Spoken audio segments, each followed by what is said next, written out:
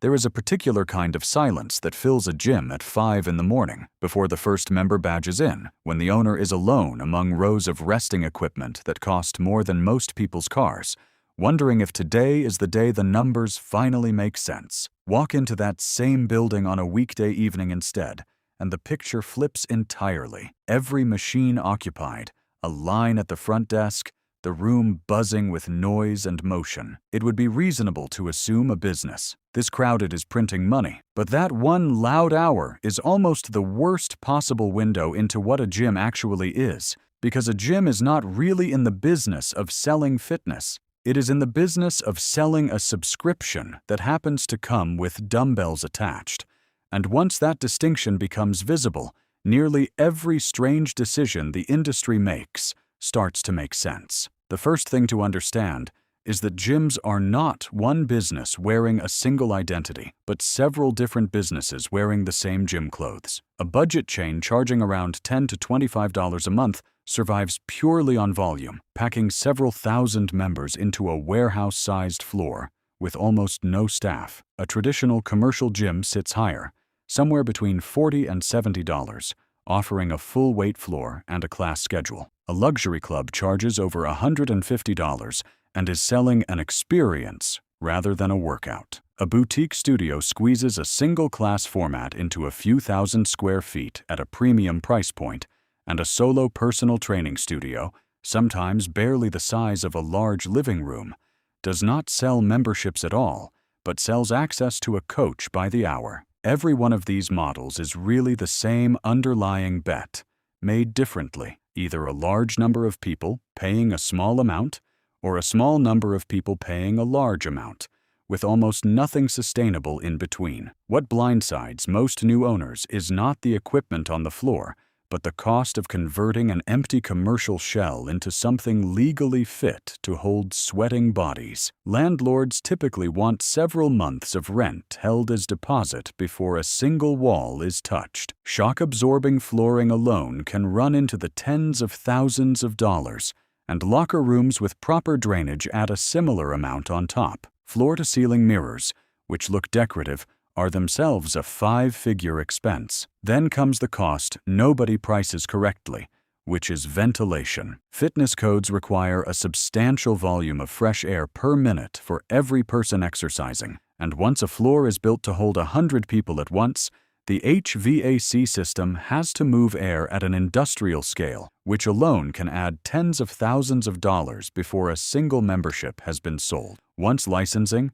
insurance, marketing, and a cash reserve are added on top, a modest gym can require anywhere from a few $100,000 to well over $1 million before its doors open for the first time. Then comes the equipment itself, and a decision that quietly shapes the entire financial character of the business going forward, which is whether to buy or to lease. Commercial treadmills alone can cost several $1,000s each, and a serious floor needs a dozen of them at minimum. Strength machines multiply that cost across 15 or more pieces, and altogether equipment for a mid-size gym can run anywhere from tens of thousands of dollars to $250,000. Buying preserves ownership, but it drains exactly the cash reserve a new gym needs most during its fragile opening months. Leasing frees up that cash, but it typically carries a meaningful annual interest cost, and the payments continue whether membership numbers rise or collapse. Either path locks in a large, unavoidable fixed monthly cost that must be paid regardless of how many people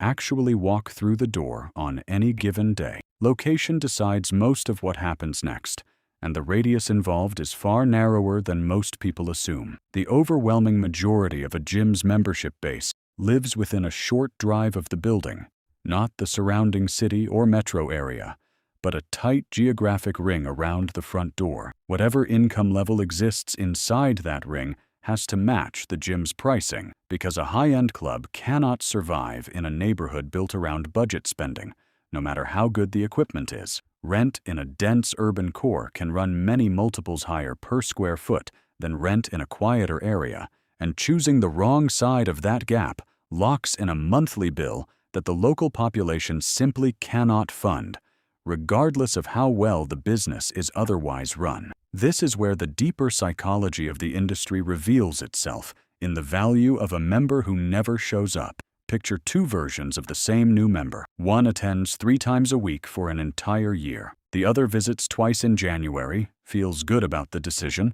and never returns, while the monthly payment continues to land regardless. The second member is, quietly, the more valuable customer. The frequent visitor uses hot water, wears down machines, needs fresh towels, and crowds the floor during peak hours.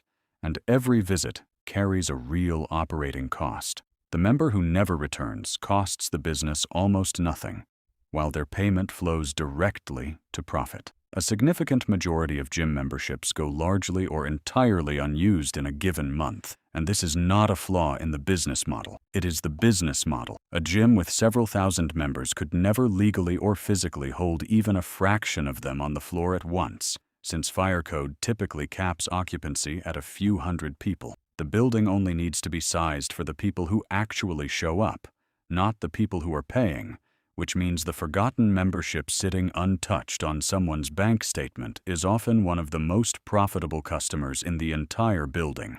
This dynamic produces a strange, seasonal rhythm that anyone who has worked the front desk in January can recognize immediately. A disproportionate share of a gym's entire annual signups happen in that single month, driven by resolutions and discounted joining offers, and it hands the owner a wave of upfront cash that feels, in the moment, like proof the business is thriving. But that wave fades quickly. Roughly half of new members stop attending within 6 months, and by the time summer arrives, the overwhelming majority of January's new joiners have quietly vanished, with February consistently marking the sharpest drop-off point. The owners who understand the economics treat that January surge as a one-time reserve-building event rather than a repeatable monthly baseline, while the owners who spend it as though it will happen again every month are the ones who find themselves in serious trouble by autumn. Layered on top of all of this sits a structural choice between building independently or buying into a franchise. A franchise brings a recognized brand, a proven layout, and better pricing on equipment through bulk purchasing, but none of that comes free. It typically requires a substantial upfront fee, an ongoing royalty taken as a percentage of revenue, and a further contribution into a shared marketing fund. Independent owners keep every dollar the business generates, but they carry the entire weight of building trust and brand recognition alone, with no shared safety net if the surrounding market shifts. None of this survives without the psychology underneath it. Signing up for a gym membership functions, emotionally, as a promise made to a future version of oneself. The recurring monthly payment is meant to act as a commitment device, a small financial reminder to follow through. Canceling, by contrast, feels like admitting the plan did not work, which is why, for a relatively small monthly amount, most people quietly keep paying rather than confront that admission. Gyms are designed, often deliberately, to reinforce this attachment.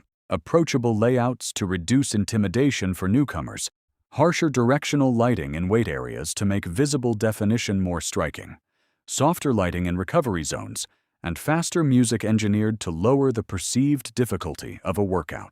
None of it is decorative. All of it is built to keep a member emotionally attached to the space, whether or not they ever return to use it, which is why leaving a gym is rarely as easy as joining one. Many contracts require written cancellation delivered in person or by certified mail, with a notice period that guarantees at least one additional billed month, regardless of intent. A significant share of all cancellations happen not through choice, but through expired or failed payment cards, which is why gyms often dedicate entire teams to chasing down failed payments rather than simply letting a lapsed member go. Regulators have taken notice of this friction, and rules aimed at making cancellation as simple as signing up have moved through legal and legislative battles in recent years, while some cities have begun fining gyms directly for making the exit process unreasonably difficult. The harder a gym makes it to leave, the more clearly it reveals where its revenue is actually coming from.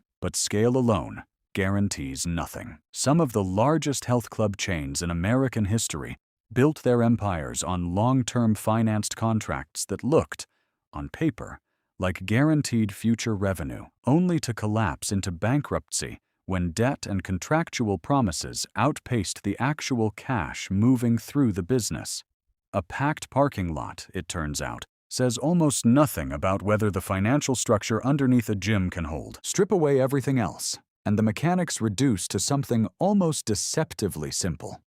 Monthly dues multiplied by the number of paying members, minus fixed costs.